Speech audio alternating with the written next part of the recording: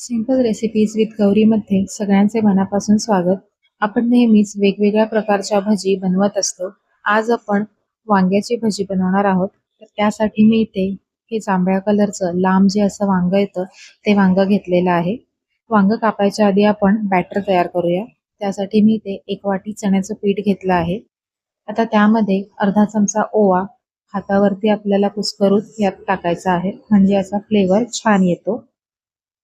आता यामध्ये पाव चमचापेक्षाही थोडी हळद, मिरची पावडर सुद्धा ऑप्शनल आहे. जर तुम्हाला नसेल घालायची तर नाही घातली तरी चालेल. आणि आता यामध्ये हळूहळू करून पाणी घालायचं आहे. एकाच वेळेला जास्त पाणी घालायचं नाहीये. आधी आपण गुठळ्या मोडून घेणार आहोत. जर खूप जास्त पाणी सुरुवातीलाच ओतलं तर ह्याच्यातल्या गुठळ्या मग मोडता येत नाही आणि मग बॅटर व्यवस्थित होत नाही. तर जसं लागेल तसं पाणी आता थोडं थोडं घेऊन मी आधी याच्या गुठळ्या आपण मोडून घेणार आहोत. तर तुम्ही बघू शकताय याच्या गुठळ्या आता बऱ्यापैकी मोडत आलेल्या आहेत. याचं छान स्मूथ बॅटर तयार होईपर्यंत आपल्याला हे मिक्स करून घ्यायचं आहे.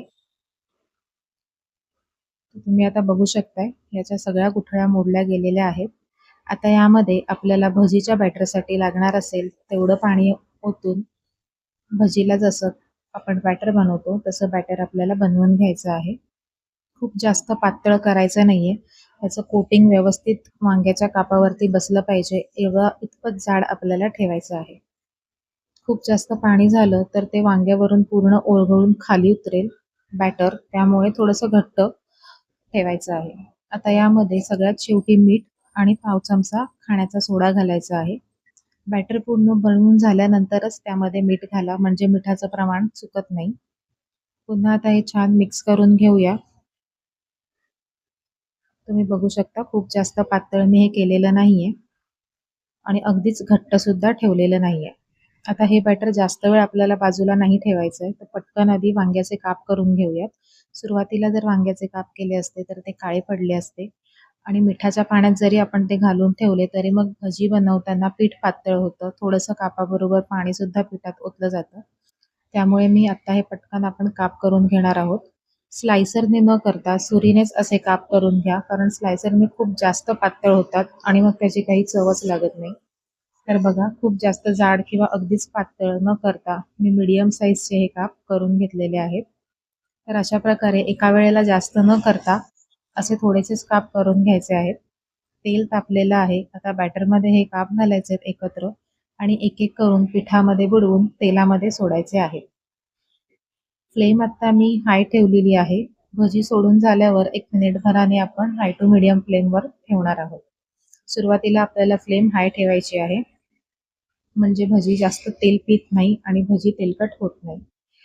भांड्याच्या साईजच्या हिशोबाने एका वेळेला आपल्याला भजी सोडायचे आहेत. खूप जास्त भजी एका वेळेला सोडायचे नाहीयेत, नाहीतर ते एकमेकाला चिकटले जातात. तर बघा इथे मी एका वेळेला 7 ते 8च घातलेले आहेत.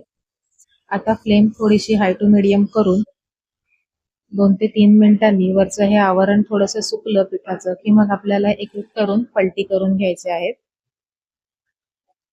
आता दुसऱ्या बाजूने सुद्धा आपल्याला छान अशा सोनेरी रंगावरती हाय टू मीडियम फ्लेमवरती तळून घ्यायचे आहे.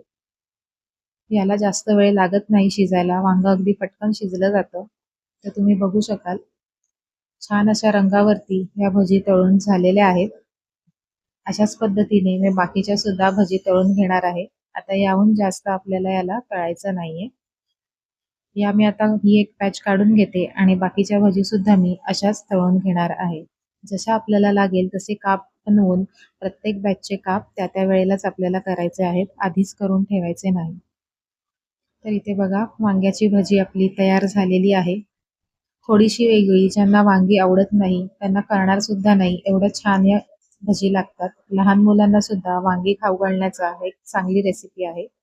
तुम्हाला एक भजी तोडून दाखवते, म्हणजे आतल्या साईडून सुद्धा तुम्हाला अंदाज येईल की वांग व्यवस्थित शिजलं जातं. अजिबात कच्चं वगैरे राहत नाही किंवा जास्त तेलकट सुद्धा या भजी होत नाही.